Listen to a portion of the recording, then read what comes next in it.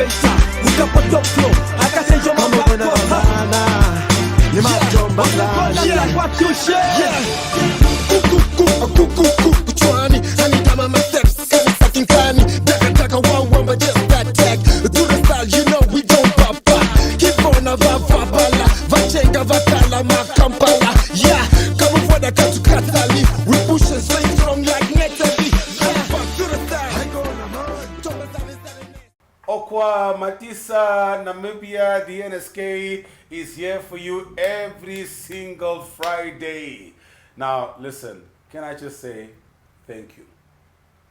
Thank you to every single Namibian and African and the world for taking a couple of seconds or maybe an hour to check out our podcast. Look, I need you to understand when it comes to this podcast, it's very simple. This podcast is all about the culture. This podcast is about me and you. This podcast is about addressing issues and celebrations and wins that me and you have been talking about at the car wash. You know those gossip stories at the bars, those gossip stories at the neighbor's house. It's a dog at Watchamak, it's a Vivi at Watchamak, it's a Gaza, it's a gal level. That is what this podcast is all about. Okay? So yes, share it with a friend. Share it with a cousin. Because this thing is for me and you. I'm just the small vessel that has been put in this place to ask the right questions so that whoever sits in the hot spot can answer the questions owning their truth. Now, it's a Friday. Let me get into today's discussion. Remember, every single Friday we implore you rather to get yourself a copy of the New Era, the biggest newspaper brand in Namibia that reaches every single corner in this country, all right? But not just on Fridays, every single day. Now, today's guest is going to address a couple of things. A couple of things about himself, about the brand, about the industry, and a whole lot more other things. He's a multifaceted human being. You will never be able to put him in one corner, okay? As a matter of fact, in conversations with him, he will even get angry if you call him an artist. He's not an artist, he's a brand. Okay, he's a brand. And today, ladies and gentlemen, please help me welcome a man that's gonna own his own truth today. Okay, he's been doing this thing since the middle 90s. And the reason why he's on this chair today is because he has made a conscious effort to protect his brand, to innovate, to respect R&D, research and development, and still be relevant today. Boys and girls, young and old, Namibians, Africa, please help me welcome multi-award winning D-Naff. Yeah. My man. Oh, brother. What's happening, player? All right, how you doing? Yeah, that's a good one. Yeah, it's a good one. Yeah, it's a heavy one. You are blushing here because of the intro. Yeah, he's blushing, guys. Look at it. No, it's not every day you get to hear such a heavy intro, man. Yeah. But I appreciate that. No, look, listen. If it's one thing that we learned with Rick's death, with Arafat's death, and so many other superstars, appreciate your assets right now while they are still alive. Oh, they are still alive. Yeah. You're a legend, man. Yeah. You know what I mean? Since Eagles mentality, and we will talk about it. Yeah. Eagles mentality, and until today. Yeah. You know what I mean? You have done whatever you could for this industry, for this country, for the sound of this country. I want to tell you the story real quick. Quick story time. How well do you know Tumeb? Not really too much. Not too much, no? Okay, so That's why it's a very beautiful town. It's a beautiful with town. higher hills and trees and stuff like Yeah. Yeah. So half of my family lives in Tumeb. Oh, okay. Right. There was a specific bar behind my house in Tumeb. Right. And I remember every holiday when I would go there, this bar, for some reason, it's either the owner really liked you, I don't know why, or maybe the people in the area liked you. But your song, the one with, I remember this song. Tipi Tipi. Tipi Tipi. Yeah. That song for that whole year, because I went to Tumeb twice or three times for holiday. That song would play every day as I'm on holiday there behind my house. And that time I was in primary school or high school, I don't even remember. And I would remember so well thinking, yo, but this guy is singing Oshivambo, but and like, who is this man? Yeah. Then we see you on TV, and I thought to myself, yeah, one day, us we're gonna meet this gentleman, and we're gonna have a conversation, and here you are. Yeah. So thank you all so much for taking Yeah, the time. no, I appreciate it. Listen, you've been around since Eagles mentality times. This is now middle 90s and so on. Yeah. Tell me how that started, especially because people just know about Eagles mentality, but people don't really know your influence and what went down there. Oh, okay. Actually, before that, I was in the group called the Glamour Boys. The Glamour Boys. Yeah, from Young Yonker Afrikaner. And it's a name that was given to us by the principal of the school, Mrs. Namasis. So we were 5 guys, Elton, Sydney, Andrew Noyoma, and then later we went to France, 1998. You went to France? Yeah, we were sponsored by the Franco-Namibia Cultural Center to watch France play Brazil at the final. Football? Yeah, football. And France beat Brazil. And France beat Brazil, yeah, we were there performing on the stage.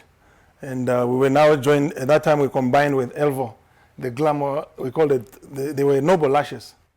We were Glamour Boys, they were the Noble Lashes. So we combined the two groups. Elvo had his own group? Yeah, they were rappers, I think there were 3. Yeah. And then it now became Glamour Lashes. Glamour Boys and Noble Lashes. So we 9 of us in total went to France with the national youth soccer, what is this? Football team. Under Mr. Rastan Mohan. We were together as a group. It's soccer and the music, yeah. And the Young Brave Warriors, yeah. So after the World Cup, then we went, everybody just went their different ways. Elvo became a producer. I went and I went to establish another group called Eagles in Flight. Eagles in Flight. Eagles in Flight, yeah. It was not even Eagles mentality at the time. Not yet. And then it was now, but it didn't take long because one of our guy, whose name is Ina, migrated to the US in the form of a scholarship. He went to study.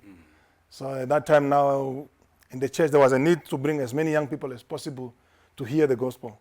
Now, it's very funny when you are dealing with young people, so you don't just approach them in the way, you find out what they like. At that moment, Kwaito was the #1 genre that was liked in Southern Africa. Southern Africa, yes. Yeah, so our pastor suggested, why don't you guys do songs? That sounds like the one Dog and Gaza them are doing, those Kwaito songs. Since the young people are crazy about those songs. So we tried now to do some songs in Kwaito, just for the purpose of evangelism. I think Energy or whoever broadcasted the songs and it went viral. People demanded a whole album. And we had no choice. We composed and came up with a full album. This is not still Glamour. Now that's now Eagles mentality now with Arafat. Yeah, because the songs went on the radio, people started demanding. We had no other choice but to prepare ourselves for the industry. We were not preparing to be in the industry. It was just a tool of evangelism. So we got the 3 girls and the 3 boys. That was me, Arafat, and Nico. It was Rosita, Shana, and what is the name? Mpoyana. Yeah. And that's the group that now went on and it became one of the best gospel group in the country. Our first album won best gospel of that year. And then the next year, so the story goes on. Listen, which church was it? That one is Jesus Center. It was still Jesus Center back then? Yeah. The time we were still small coming up, we're just in the tent, I think. And then the tent became the building, and that's where we are now. Yeah, so Arafat was our producer. He was always staying at the church. He was innocent young man from Arandes and never knew anything about the outside world. I was the one that was more experienced when it came to anything outside there, sex, drugs, alcohol, and everything else. I'm the only one that was not guilty. But they were the innocent ones because they were like young and just came. Most of them were brought up from the church. So your destiny from day one was always gospel Kwaito? No, I was into hip hop. You were more into hip hop back then? I was in high school. We were just into hip hop, but there was no music industry. We were just imitating the Snoop Dogg and the Tupac. Just singing their songs during Mrs. Augustinium or Mrs. Jan Jonker. We didn't have songs of our own. Then we combined it with a cappella, Boys to Men, All for One. You know, How Do I Say Goodbye to Yesterday, those songs. In the Still of the Night. Do-do-do-doom, shoe up. You know, remember those days? I came from that background, and then, of course, it's 1998 that made us realize people are making money from singing. We didn't know you can make money from singing. We're just doing it for fun. Get the girls chill out at events. That's all. Yeah. Look, Naff, you have to tell me because you know I love, you know with our industry, the Namibian industry, entertainment and arts, there are untold stories. Yeah. Do you understand? Yeah. Can you imagine how many untold stories died with Arafat? Yeah. You see. How many untold Now you're stories died speaking with like Roger? Miles Monroe now. And so many other That of them. the graveyard is the richest place. It's the richest place. Yeah. Yeah. The most wealthiest Yeah. place. And that's why we are doing this. Yeah. I need you to tell me. Oh, you're capturing the memory so Yeah, that exactly. the next generation will be Thank able you to. so much. Yeah. So your transition from Eagles mentality to now you going your own brand, D-Naff. Yeah.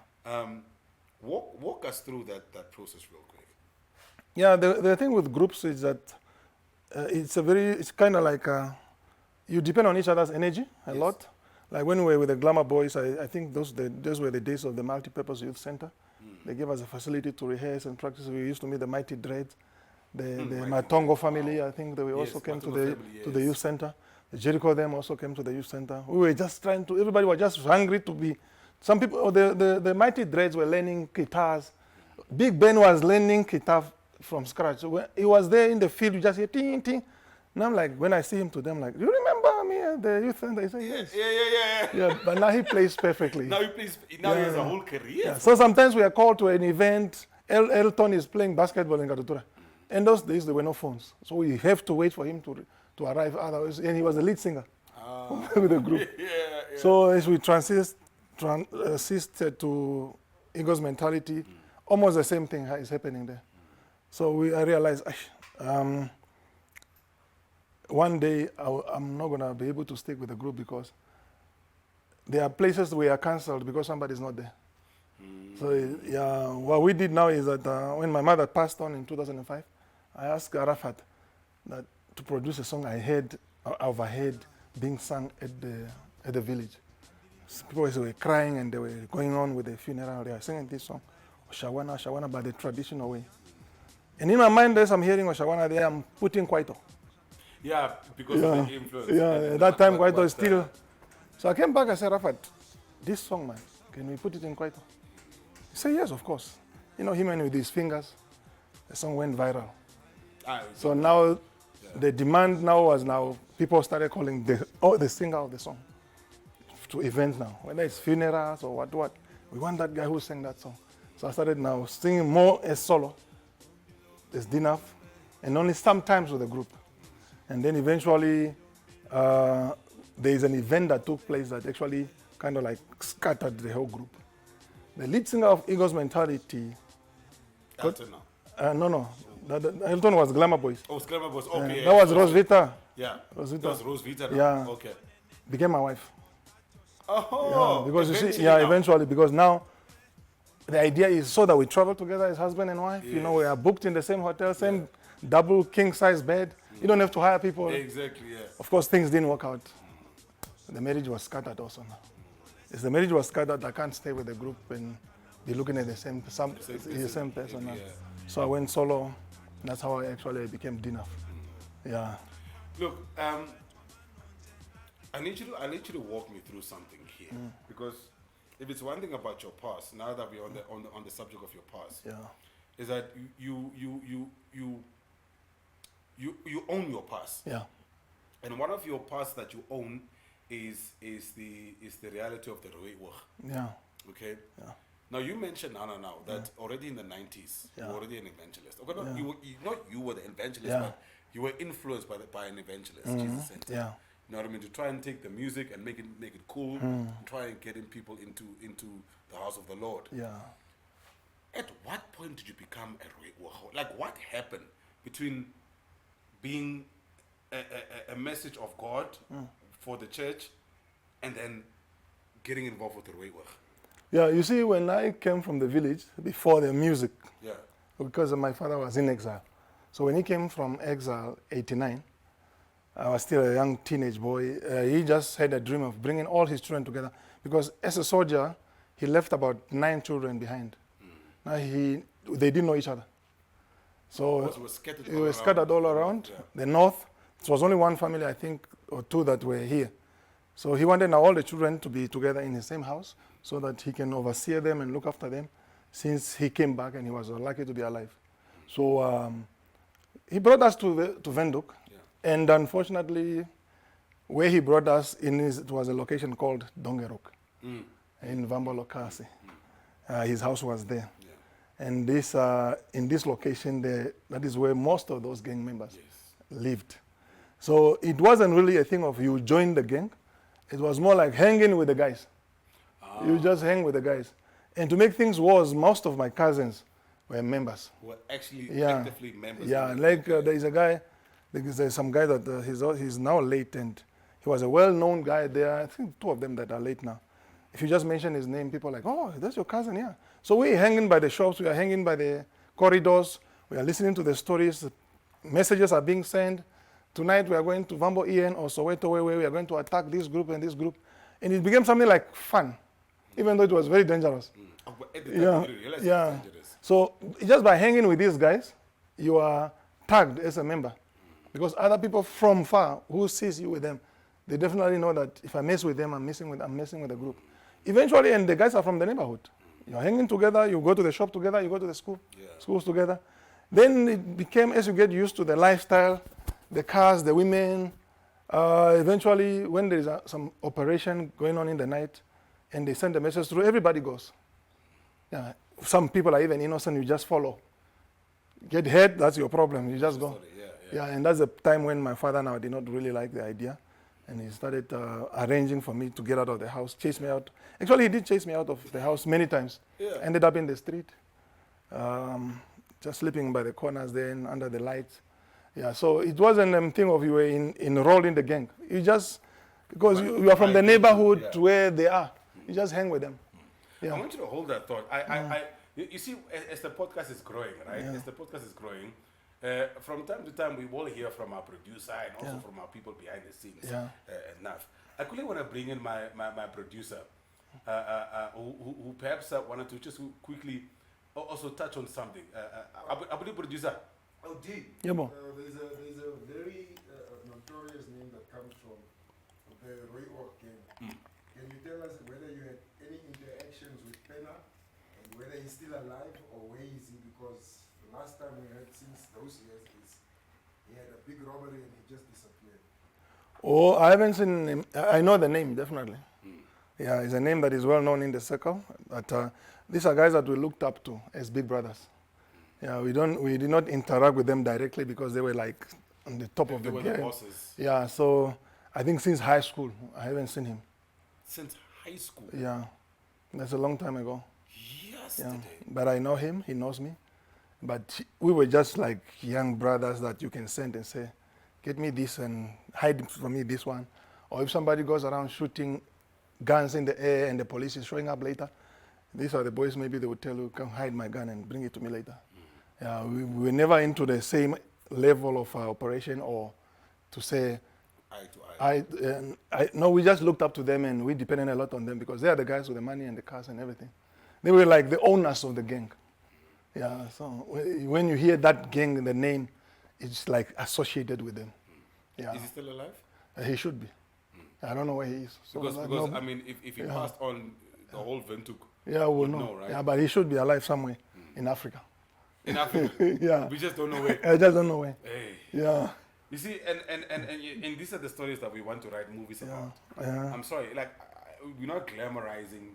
But they might probably not even recognize him. That was a long time ago. A long time ago. Yeah.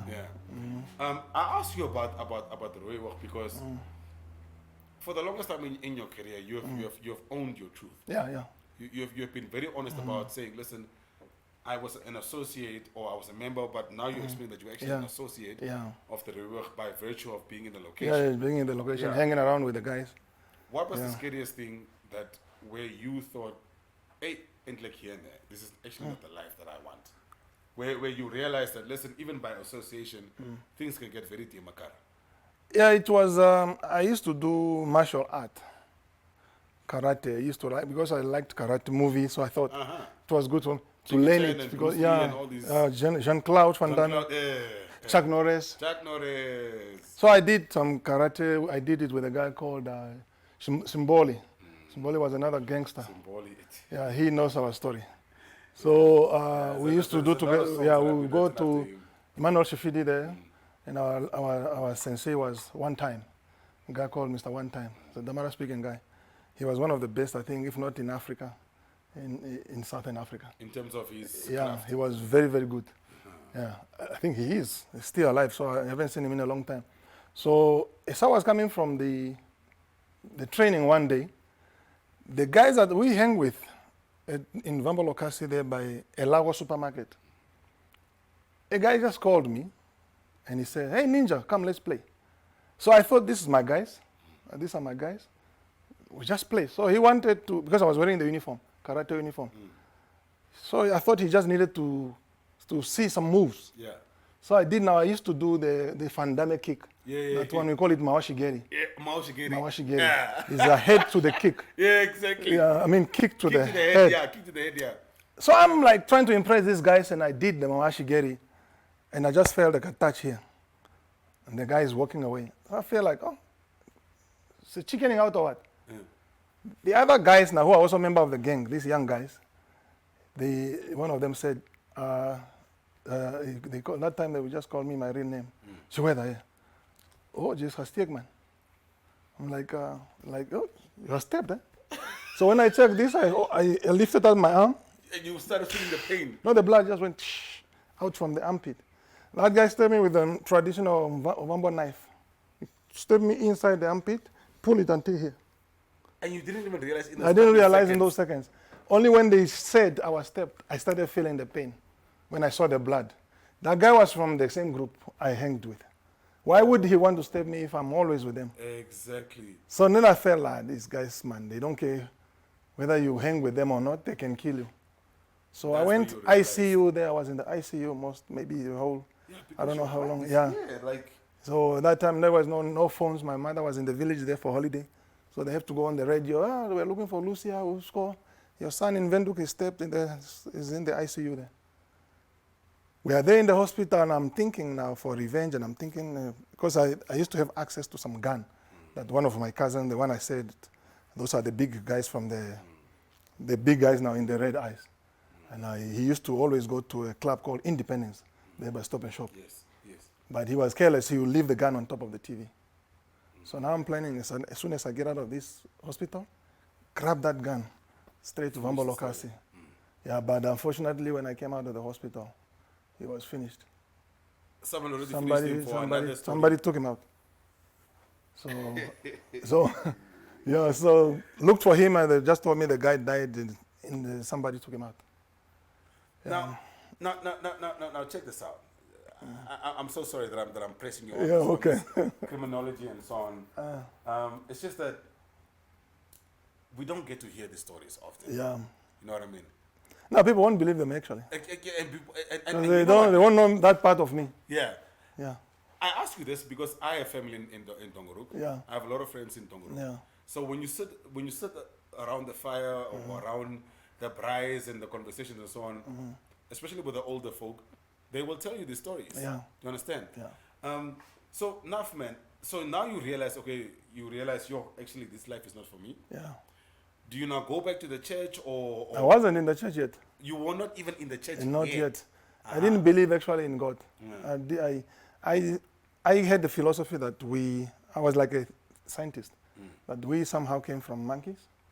Some explosion took place and boom, Yeah, we the found Big Bang ourselves there. Theory. Yeah. I didn't believe any, that's why I wasn't afraid of death. It's many places where God saved my life without even me knowing that it was Him saving me. For example, before I answer your question, I'm coming from Okalindi number 4. It's there in Kreisblock. Yes. Yes. I'm with I'm with another gang. This gang is from Agustino.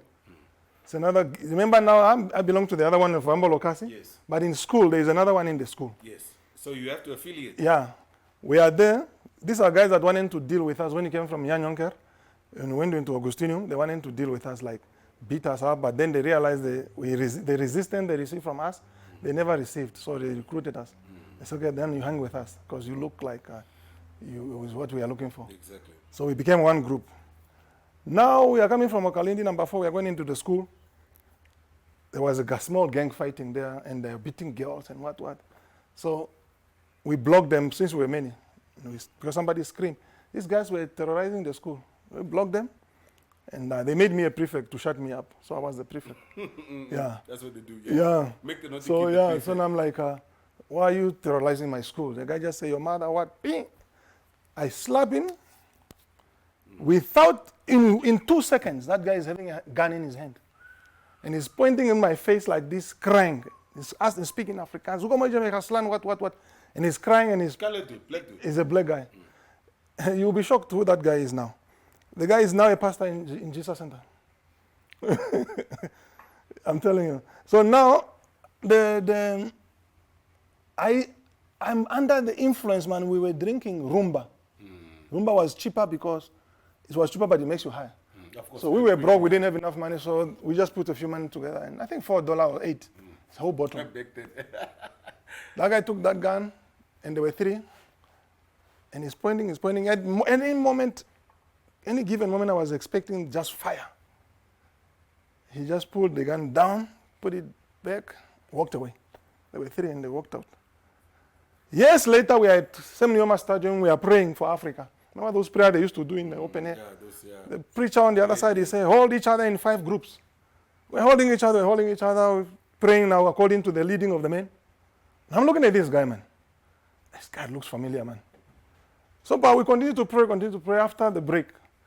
I'm like, excuse me, man. Yeah. You're a pastor? He said, yes. You look familiar. He just laughed. He said, you don't remember me? I said, no, I don't remember you. Who are you? He said, you slapped me at school, man. With you, and I pointed the gun.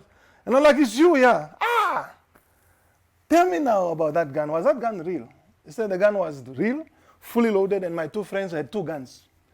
And when we walked out of the school, your whole gang. Can you imagine? We didn't have any gun, we had knives, because we were like knifers. So at the gate, they were asking each other, why didn't you shoot that guy? And the guy said, I don't know. Now that day he's telling me, now I know why I didn't shoot you. It's because of this, of what you now become. He's a preacher. And it's many occasions. One day we are coming from, there was a Mrs. Augustine in my school.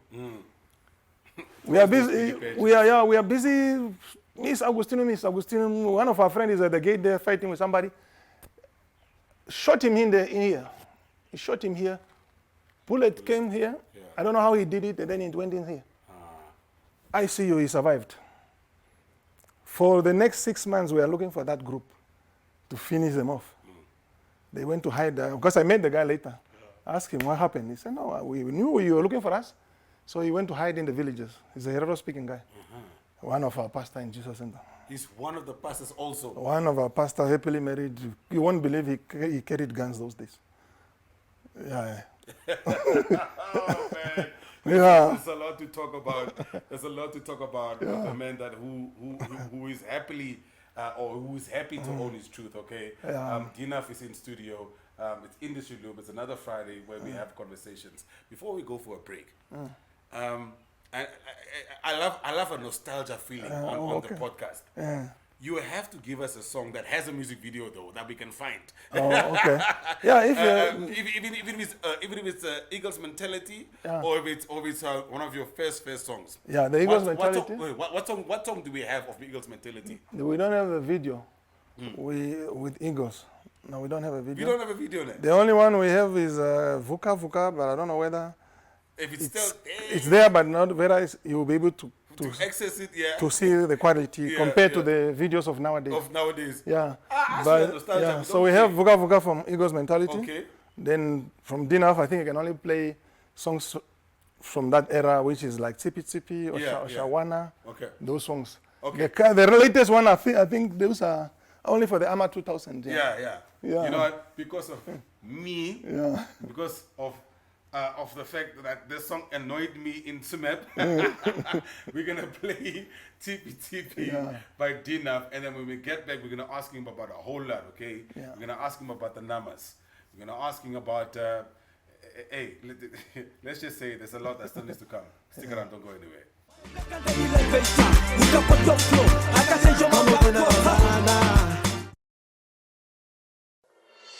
I remember this song.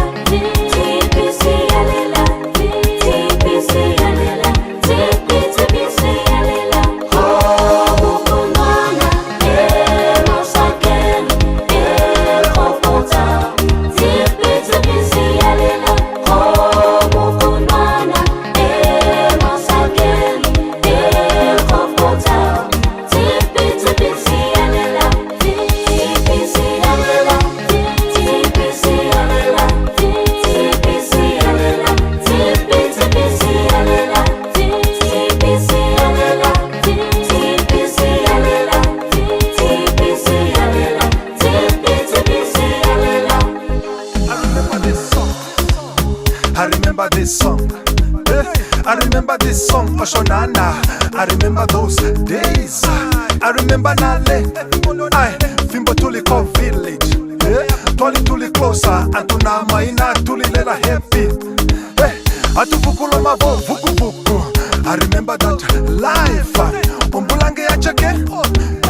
Wati cheke wa imeno ompembe. Onganga mochikowi. Alumenu yo pelondo. Nopoka thituka chao. Ay, onanga la wawa.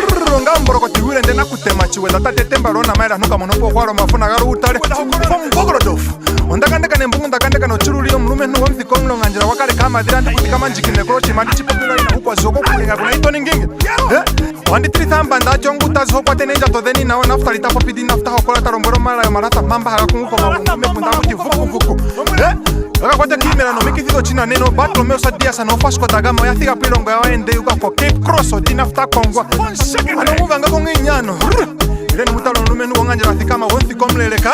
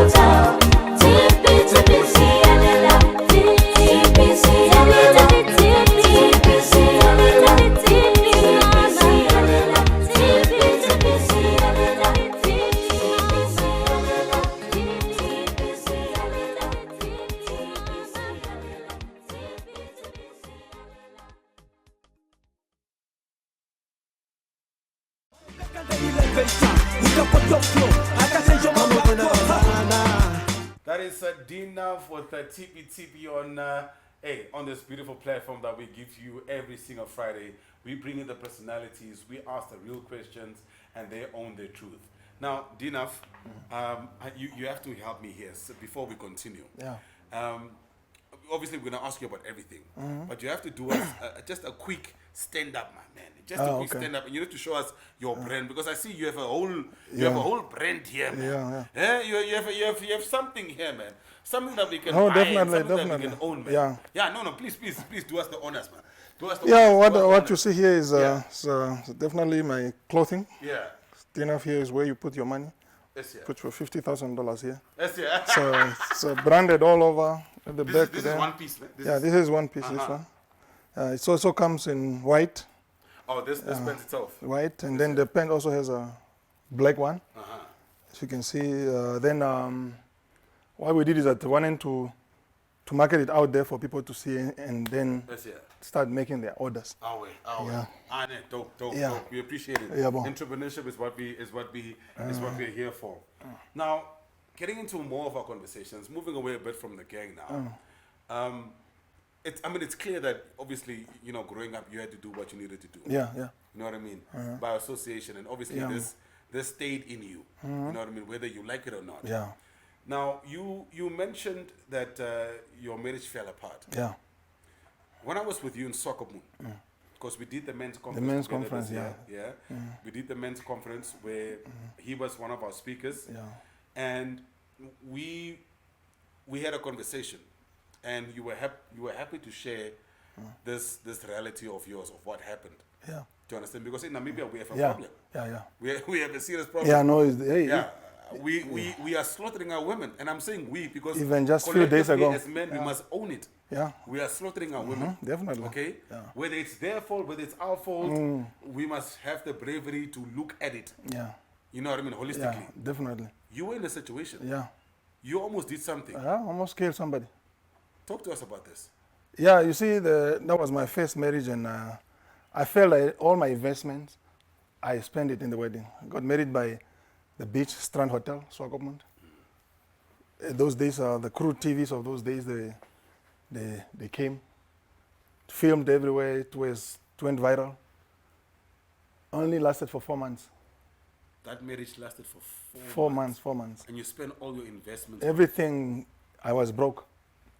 So I think the disappointment came not because the marriage failed. It came because you feel you are a failure as a man. Why would a woman leave all that behind, walk away from a marriage like that and allow you to spend all that money if she knew she was going to go? You feel like you have failed as a man. You feel like now you are becoming a laughing stock in the public eye. And now you are, because your name is everywhere, people, whenever they mention your name, they say, oh, the one that just divorced in 4 months. So anger started building up in me. We're still staying together with her. And during the divorce yeah, the proceedings. Yeah, I was still with her then on Billy. And remember, I have a history of having access to gangs. Of course. I can hire gang members. I can get guns easily. They So still look up to you. yeah, respect you. people will just, there's You always have be money. somebody to help you out there with the situation. There's somebody right now you can buy Castello to beat somebody up. They are available. So I'm thinking now, first of all, I gave time. I allowed the counselors to come in. The church came in, the families came in. They couldn't penetrate and reconcile her. She made up her mind. Now, in the process, when I knew that she had told the church and the families that she was done and she was not going to make up her mind again to return to the marriage, that's when I started now planning. Then I'm going to kill her. Yeah. What I heard from her was that she made a mistake and she actually loved her ex more than me. So now I did not. Still in the picture. And was still in, yeah. So it looks like they were probably meeting. So if only I can know who the ex was, so I can kill the ex, kill her, and then kill myself. So I started planning. So the plan, they started now. Started planning, it took me, I planned, the whole year I was planning. I'm looking for the ex. So people from Swakop, they should tell me who the ex is. I started talking to Swat Buster. Swat Buster was the one who spilled the beans and told me the name of the guy. And at some point, he even showed me the guy. Because he's your friend. Yeah. I mean, as boys, Yeah. we will So, help. and I'm speaking like that because the end of the story became sweeter. Yeah, because me and her, we made peace and I forgave her and I love her. Till now, I love her. You see, people need to understand this statement. The loving of each other does not stop because people walked away from you. It's the same way with God. God does not stop loving you because you don't do what he says you must do. It is, I still love you, but I can't be with you. You understand? It's the same with God. God loves you, but he can't be with you. So if you die without him, then you are going to your hell without him. But he still loves you in hell, but you can't be with him. It's a deep statement. Eh? Yeah, it's a deep So that nobody will say, oh, D-Naff still loves his ex. You understand? Yeah, You understand? I hear you. Yeah. I hear you. I don't stop loving the person because of what happened. I love you because I've always loved you. But unfortunately, I can't be with you. Yeah, but I don't hate you. So I started planning. I went to the police. at Home You Affairs. went to the police? Yeah. Remember, I'm working at Home Affairs, ne? Yeah. Home Affairs issues license. By that time, you already had that job. I'm an immigration officer. Okay. So inside Home Affairs, there's a department where they issue gun license, which means because I work there, it should be easy for me to get a license. 100%. Because it's one of my rights, my benefits. You are in Yeah, if it takes you 1 month to get it, I should get it in 1 hour. Yeah, it's your colleague. What are you So I went to this guy, it's an inspector, I think, got a lot of stars. I'm telling the guy, because I went to Prosperita there, where they sell guns. And I saw one 9mm there, Makarov. It's $900 those days. I'm like, I can buy this. It's very cheap. But in Namibia, it's not like in the US. In the US, you can actually buy the gun and get it. Yeah, 100%. Yeah. In Namibia, they say you can buy it and put it in the safe there. Come and collect it when you have the license. 100%. So I'm going to the police officer. Excuse me, sir, I need the license, man, like in two days, man. Or even today. I don't know what that guy saw. The guy said to me, are you not D-Naff? He said, yes, I'm D-Naff. Oh, he recognized you. Yeah. He said, you're the one singing about God every day here on our TV. I said, yes. Now, I didn't tell him I had a problem. He just said, that your God that you are singing about every day, he won't help you with your problem? Man. Okay. So he said, I won't give you the license. He straight up refused to give you the license. To give me the license. But I could have, if I wanted, I could have taken it up. Yeah, with another department or another. Because he have no right to refuse you. But when he's speaking, I'm hearing something else, man. I'm like, perhaps he's not the one talking. So I walk away. I continue planning. So one night we are sleeping. She's laying on the bed. She's sleeping. I go to the kitchen, I take out the knife. It's bread knife, bread. I'm looking at her. Where do I stab her? I'm trying to see on which part of her body. I want to stab her once, and she mustn't feel it. And there are other people sleeping in the house. They must not hear it also. Yeah, so I'm there, I'm planning, I'm thinking. Innocently sleeping there, beautiful girl. I just went back to the kitchen, put back the knife. Now, she's going to hear this probably for the first time. She needs to thank God for that day, that evening. Because I never told her this. But she knew I was angry and I was planning to kill somebody. That part she knows. But that evening when she slept like a baby, she didn't know she could have gone into eternity and never woke up again. Went back there. So I can't sleep, I take my car, I drive. So I drove off, I went into the night. All the shops were closed. I never used to drink before. I used to think people who are drinking are sick. You understand? That's how I had that mentality. You know, that traditional church mentality. How can you be drinking? You are going to hell if you are drinking. Not knowing that I will be a drunkard later. So, I'm driving everywhere. Trying to find something. Shops are closed. Bottle stores are closed. The kambashus that are open there, people know me and they look at me as a... I can't drink them and they think I'm a pastor. Into town, driving around and seeing this place, jokers. They must pay me for even putting the name here. So I go in there. It's a lot of white people, black, mixed, man. I'm looking at this barman. What is the strongest drink in this place? He said, Stroram. Oh. I said, give me the bottle. He said, no. I said, why not? He said, you can't finish the bottle. He said, of course. Stroram. Because you see, I wanted to die. Yeah.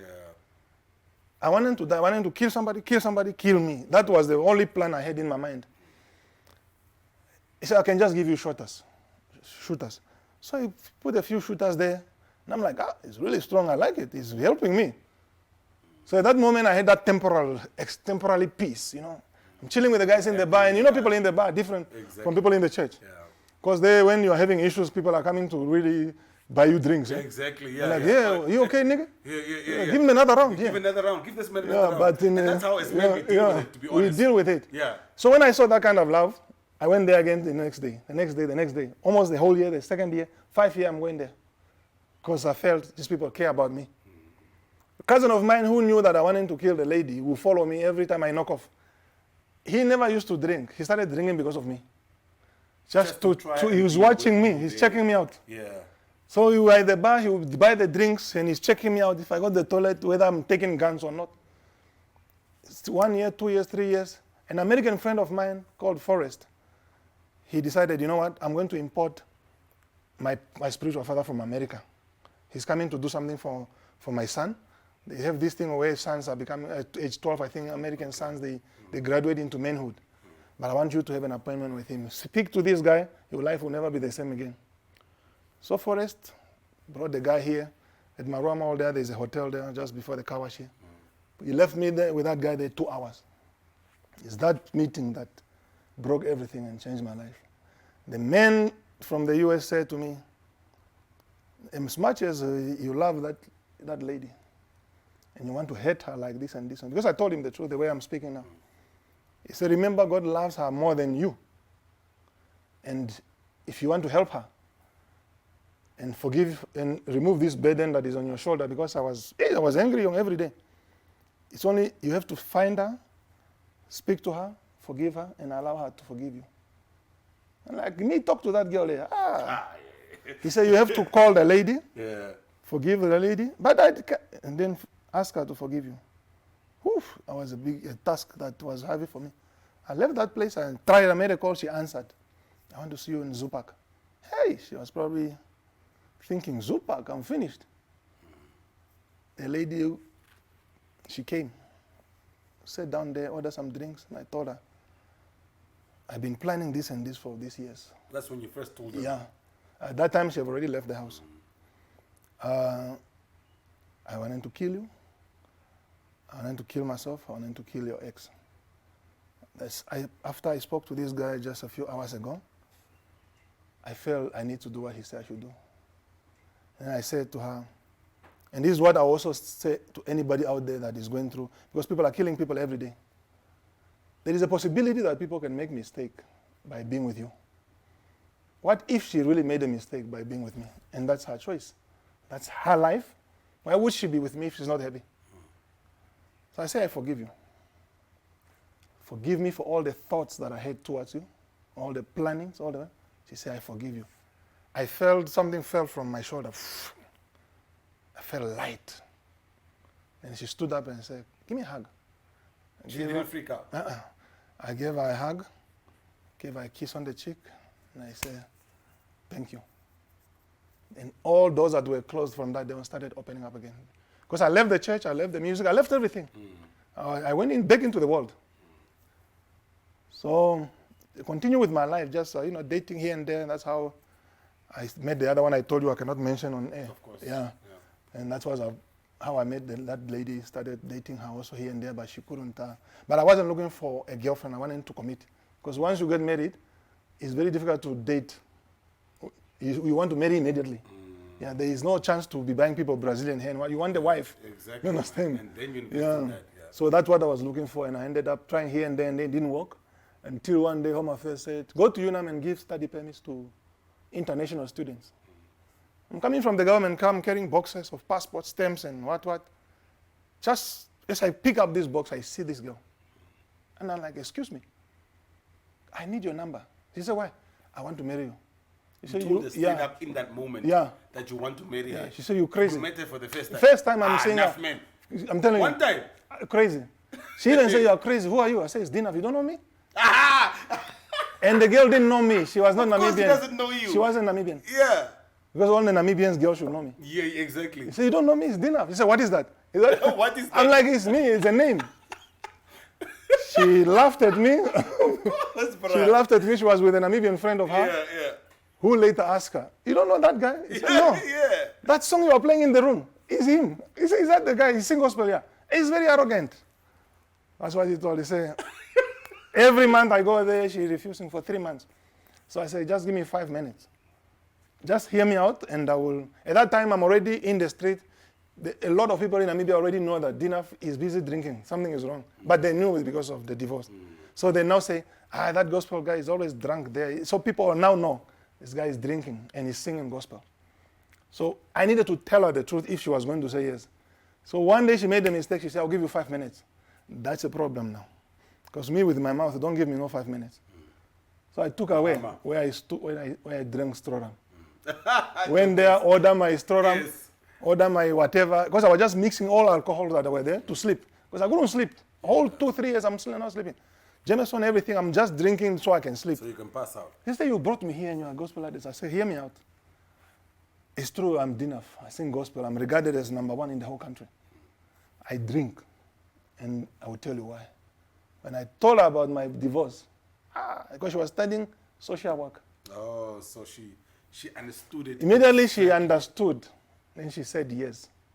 When we were going to Zambia to pay Lobola, I'm asking her, why did you say yes to me in that mess? She said, because you told me the truth. Immediately from the get-go. Yeah, you told me the truth. She said, I like people who talk the truth. And now I'm married again, and this time happily. And that's why I'm saying, people need to understand when I say I loved my ex and I still love her, because of what is happening now, which is I'm enjoying this marriage, and I would never have enjoyed it if she did not walk away. She didn't walk away, Yeah. So if she's watching, I really appreciate the fact that she walked away. Yeah. I still love you with the love of God, and I know God will also come through for you, and will bless you with the desires of her You guys heart. still have communication? Oh yeah, we were together at Arafat's funeral. We were singing together. Yeah. She was leading the song. She did Oshawana. That's her voice there. Yeah. So I brought her there again. She was singing. We are friends. We cool. We went to the funeral. We went to the village. Yeah, we went You to see, bury. that's the type of maturity we want. So, man. but you see, Zambians. people are killing Oh. people. See, this woman could have been dead if people did not follow me everywhere. If those guys in the bar did not talk to me, let me shock you one day. I'm in this bar again, full of white people, full of black people, and this white guy comes. He was not racist. I told you in the beginning, I said, I think God loves me, and I didn't know. This guy comes, there's a lot of white people, black people there, and he comes to me straight. And he said to me, you're not supposed to be here. And especially it's those years, most Yeah. man. Now I'm thinking, this is supposed to be a racist remark, but I'm not the only one here. So he said, you're not supposed to be here. I think I went to play pool. By the time I come back, the guy was gone. Because I wanted to ask him, what do you mean? Yeah, what do you mean? Man? He And you disappeared. also Till wanna- today, yeah. I'm asking, who was that guy? Why did he make such a statement when there were some? So I'm thinking, by force, man, God was just sending me people to save my life. But if I describe the kind of life I'm living now, people will be jealous. Yeah. Yeah, it's Complete opposite. hey, I'm like at peace. I have got things that I always wanted to have. And I'm looking at people and I'm saying, even if she were to bring that lady here, my ex, she will tell you the way I speak. She will speak her own story, and she will tell her it's true. If you just don't make a decision in the midst of anger. When you are angry, don't make a decision. You will do something stupid. Because you know what, Naff, I'm not gonna lie to you. We've heard many rumors of you, Yeah, especially with the alcohol. yeah, We've heard rumors that you would come into a bar, you would buy drinks Yeah. for everyone. yeah, Yeah. yeah, You are the one who closes the bar. yeah. Yeah. I've You- done yeah. all those. One day we are voting even there with Ifike Punyepo Hamba. Artists were voting with him. Gaza and everybody. I took them, all of them. Yeah. You are the one who's drunk. And I locked them up in the bar. Say, Let's go. all drinks, all food on me. That time when I was single, I was just misbehaving. I was crazy. And I broke a lot of women's hearts, for which I apologize. But I was just, because I had the means to do what I wanted to do, I can do anything. The money was there. I was just doing what I wanted to do.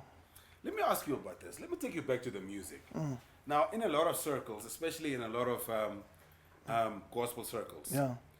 there was one other guy that they would compare you to. I think you know who I'm talking about. I'm talking about Levite.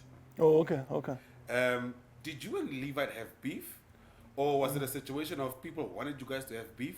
No, unless Or what's they, the story there? unless they want to need to have beef with. Levite is one of the guys that, when I left the church, I would think out of the church family, apart from Pastor now, because Pastor has always been there, I think it was one of the only few guys that followed me up and to find out how I was doing. No, we came from Scripture Union. You and Levite? Rakana, yeah. They were the members. I used to come from Utapi to go and preach there. We never had an argument, not even once. But you know what I'm asking about. Yeah, yeah, right? yeah. I'm sure you've heard this before. Actually, no. About you and Levite? No. Are you serious, Naff, Seriously. man? Maybe he did, and I didn't. Yeah. Yeah. No, I heard of me and DA.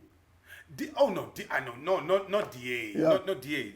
not DA. Somebody asked me, Yeah. what's wrong with you and D? Yeah. No, like this is like a little brother to me. No, little Of brother course. likes to poke big brothers. Exactly. Yeah, Yeah, but that's I family. have heard. Yeah. But Levite, no, Levite is like a nice brother, man, nice guy. Yeah.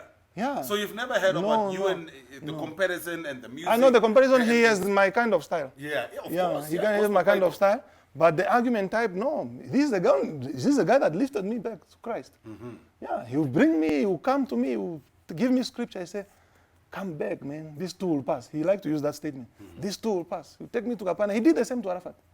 That guy is always there for people.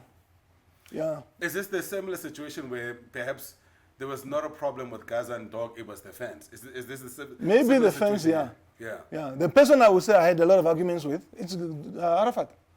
Yeah. That one everybody knows, yeah. Because he keeps my songs for years, and then I want to release and he will not release. And I told the people also at the memorial, they say, we had beef with my brother, but then later we, off and on like that. But not Levite, I'm even surprised. Levite Levite is a guy that's been there for me. Okay. Yeah. So let me ask you this. Let me ask you this. I mean, you are probably the most successful gospel artist in this country. The most celebrated one. The most celebrated I use one. that term. The most celebrated one. Most Okay. celebrated, Yes. most decorated. Ask me what I mean. Decorated? Yeah. Wait, most celebrated, most Decorated. decorated. Yeah. Yes. In the army, the people are. Of course, the stars. Yeah. Yeah. I you have must recognize. about 15 awards. No, I'm coming Yeah, there. okay. That's where I'm coming. All right. Do you understand? Look, the thing Yeah. is that your background is of some of your history is that of gang membership. Yeah. Do you understand? And, Yeah. and in the gang and in the Lokshin, Yeah. yeah, So we start like from the gang and then we Exactly. end up in the. Exactly. Okay. So now in the music, you have your stars. Yeah. As you were winning these awards, I remember very well. As you were winning these awards, the industry was talking. Yeah. Why always D-Naff? Yeah. Do you know about those conversations? People. Why is ask- it always him that's winning? That's Are what- you telling me we don't have other gospel artists? DA asked me that question, and I think that's why people He say. asked you straight up that question. Yeah, he said. At least he was man enough to He ask you that question. said, people are saying you are Illuminati. Yeah, they say you are Illuminati. That's why you're on top. And people even send Are you me. Illuminati? I don't even know what is that. I read about it. I know there are Illuminati members all over the world, but I can never be an Illuminati and be a Christian. Especially a person that has given his life. It's not possible. The two will not meet. One of you, either God will kill you or reject you. You can't be with him. I have never really met, what I know is that I receive messages, SMS on my phone. People want me to recruit them. True story. For Illuminati? Yeah. Thinking People are that you are saying, Illuminati? thinking that I'm Illuminati. Even if you go on Google now and say, top Illuminati celebrities in Namibia, somehow my name will come there. So because- that narrative has been Yeah, there. it's them, they there. People will not probably associate success with hard work, or they don't know I have a job. Yeah. So I've heard it a lot of time, and people ask me to recruit them. I always respond and say, go ask your mother. Yeah. And, You said the old D-Naff is still there. Yeah, I mean, if some of it is still there. I tell people, like, there is a, somebody said, the Bible says, if somebody slaps you here, Offer the other one, apparently. don't do that to me. Yeah, You are slap, not that type of Christian. slap the other Christians. Don't do that. To me. I'm going to, by the time I'm asking God for forgiveness, you'll be 6 feet under. And He will forgive me. But you won't be here. And I'm happy that you're owning it. Because God You know yourself. is merciful. I'm going to mess you up and He will forgive me, but you won't be here. You won't come in my house and threaten my children. And you will still Thinking be I and will- you will be at peace. I will be at peace. So it's scriptural to turn the other cheek, but I'm just saying, don't do it to me. Yeah, Yeah. because it hurts, man. Yeah, somebody beating you, and when the Bible said a slap, it's not just a slap. It's somebody even really stepping you, and you must turn the other side to step. Not just like a slap. It's somebody hating you. Yeah. Is that why perhaps our forefathers, and when I mean by our forefathers, I'm talking about our political Oh, political. forefathers. Okay. Is that why perhaps they sat around the table and they said, look, in as much as we are Christians,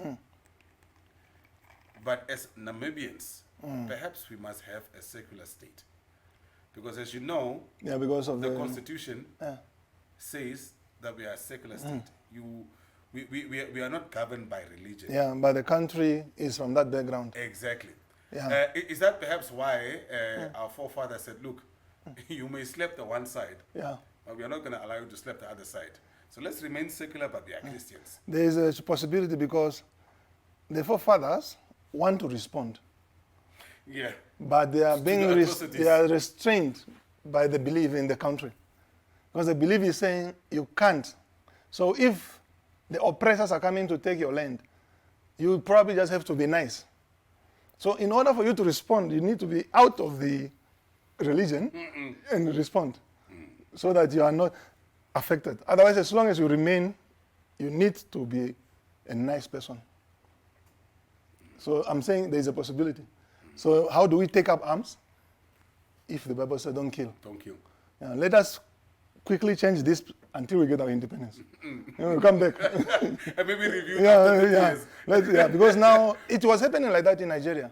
Back in the day, there's a religion, I won't mention it, used to attack the other religion. And they would just find the pregnant women and slash their tummy open. And they knew that the Christians would not respond because the Bible The Bible says. One day they just say, you know what? Put the Bible aside. From this day on, forward. We have to do Anybody what we need that it stopped from that day because people were killed. So, and I'm happy that we're on the subject of religion right Yeah. now, because you are very unorthodox, D-Naff. Do you understand? Yeah, If you think of your traditional Namibian Christian, yeah. it's the suit, it's the Bible. Oh yeah. it's- There's that's Jeffrey. what- it's- yeah. Yeah. It's definitely not this type Yeah, of yeah, hair. yeah. It's not this type of hair. I braid them and I do all kinds of things. It's not these things Yeah, here. yeah. But you are very unorthodox. You have your style. Yeah. You have your hair. You have your swag. You have your chain. You have your. Do you understand? Even if you perform, quite often. For the longest time was associated with street gangsters. Yeah, it's gangster music. It's Lokshin. Yeah. How do you instill that trust in people that listen to you? Because you're an evangelist. How do you instill that trust in people that listen to you, saying, listen, I am who I am through Christ? Yeah, Because I'm sure there were people that tried to challenge you. yeah, no, they Look at ask this all the gangster, time, all the he- time. Look at him, come here with his... There's a video I did 2 weeks ago called The Definition of a Witch. It's on my TikTok. One even insulted me with my mother because of my hairstyle. Is that the feeder from God level? Is that the feeder from Antonio's art? No. Even just from Antonio's art. Yes. Yeah. That's not feeder. In fact, if we could share that video with someone to analyze, a psychologist to analyze, feeder is crying for help. All right, thank you so much. Welcome back to the Industry Loop with the NSK every Friday. You've seen the clip, okay? Now, D-Naff, again, you've been a man, or you're a man that has been in this industry since early 90s. You've loved this industry. You saw Frida grow up in front of you. Do you understand? Rumors have it that you two were even involved at some point. The Frida that you see today, and from what Sula is alleging, does Sula have a point? Do you know about this? Or are we perhaps mistaken as the people in terms of what Sula is alleging? No, you should understand that Sula was a manager. Yes. And he should know the girl better. But according to what Sula is saying on this what is this piece we just watched now? Yeah. He's making a lot of sense. The videos that we are seeing on YouTube, well, the first time I saw them, I thought they were doing some experiment with family, like when they have traveled here and there, they're recording themselves, and maybe they were in Swakopmund or they Some were fun videos. Some fun video. I didn't know that it was a serious music video. People are saying that's a real video. No, then Sula is having a point. Something is not right. That's not the Frida we know. Or let me say the Frida I know. The Frida that you know. Yeah, the Frida that I And know. the quality that she comes with. Something is wrong with that video. These videos we are seeing, that's not her. Unless they can tell me that those are videos they are doing to market a laboratory or some family video that they've captured somewhere else. If it is a real music video or those are songs they've recorded recently, or this is her new movement, or this is what she's bringing to us now from what we are watching, something is wrong there. Sula is having a point, and I agree with Sula on what he said here. Yeah. If that is the case, how do we help? We can Remember, again, Dr. Mondo, he declined respectfully to be on the platform. So now I ask you from outside. Yeah, because the question is... because you were also involved with GBV, you planned this. So it's not a far-fetched question to ask you. They need to ask to tell us, are those real songs? Like you say, he needed to be here to answer. Are those songs like real songs, or there's something they're experimenting with, so that we don't... Because if this is the music they are doing now, I don't like it. I don't like the music, I don't like the style, I don't like what I'm seeing on the screen. I think either somebody who wants to learn maybe the art of singing, and they have found an opportunity, maybe they have the studio, they have the money, it's okay. But even if you were just to put, I think even Get Rich is better than that. Yeah, nigga Get Rich is my friend. We are on the same page, so he doesn't mind. If that's the case. If that is a real music, I better listen to Get Rich. Yeah, because his at least the music is good. It's only the timing. Yeah. Now, man, we want to thank you. Yeah, no, it's been a pleasure, man. For coming on the couch and owning your truth, and being brave enough to own your story, and just share your narrative. Yeah. You know what I mean? Obviously, if there is people that we mentioned during this podcast that need a reply, we are more than welcome to help you with a platform to come on this stage and come say, look, D-Naff spoke nonsense, or yes, D-Naff was telling the truth. Yeah, no, I mean, me, I won't decline an invitation like others. If that's why we are careful the way we answer questions. If somebody feels you don't have the right to criticize my music or my lifestyle, call me, let's sit together. Let's sit together, and I will bring proof why I don't like your music, but I liked what you used to do before. Yeah, because these are people, when I started singing, I used to look up to them. Even though I'm a bit older than them. When Girl Level came on the scene with Shake It, I knew that some producer was good somewhere around the world that did that song. Of course, later I happened to come and meet the guys from Kenya, and they also worked on some of my songs. But yeah, we need to correct each other in life in order to do better. Remember, we are involved with those GBV. Wherever we go, we speak, and it's not everywhere and every day people will be happy about what you're saying. Yes. Like what I told them in Swakopon, I say, I am the guy that messed up so much with women. But there is no woman right now alive that can say I was with D-Naff, apart from my wife. Now, it doesn't make me better than another man. It's just a choice I made. I say, at one point in life, you're going to have to stop being stupid. Yeah, just like that. I did my part. I messed around. I was lucky to come out alive. Yeah. But at this moment, nobody is watching me on that camera and say, I was with you last week, last month. It's not possible. Not because I don't want. I'm surrounded by beautiful women every day.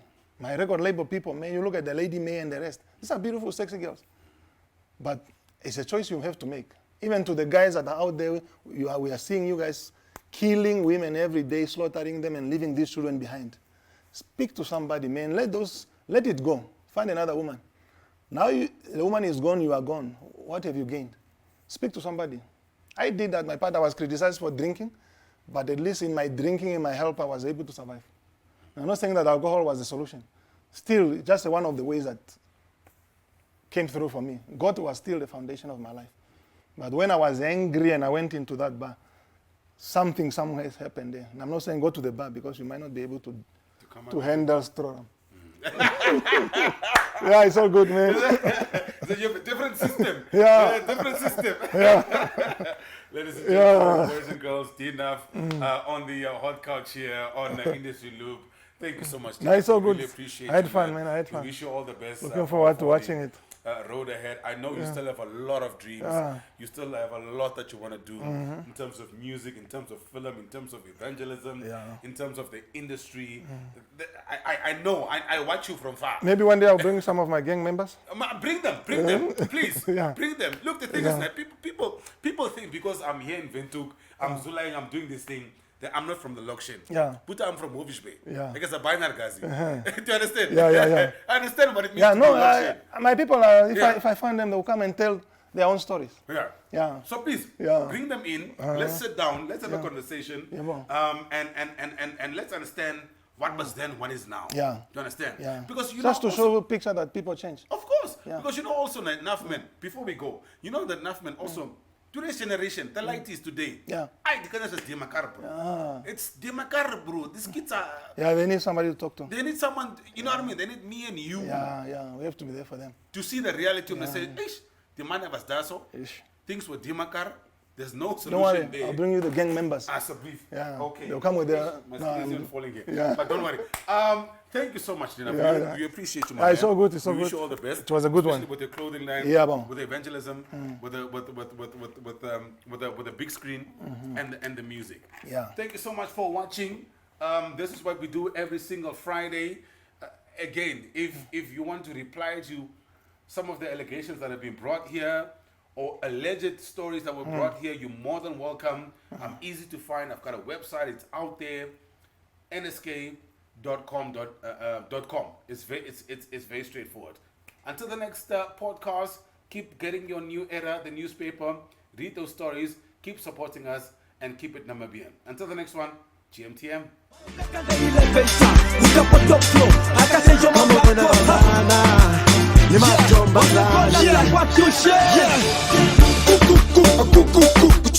Anytime I'm a steps, fucking funny. Taka one, just that tag. Do the style, you know we don't pop.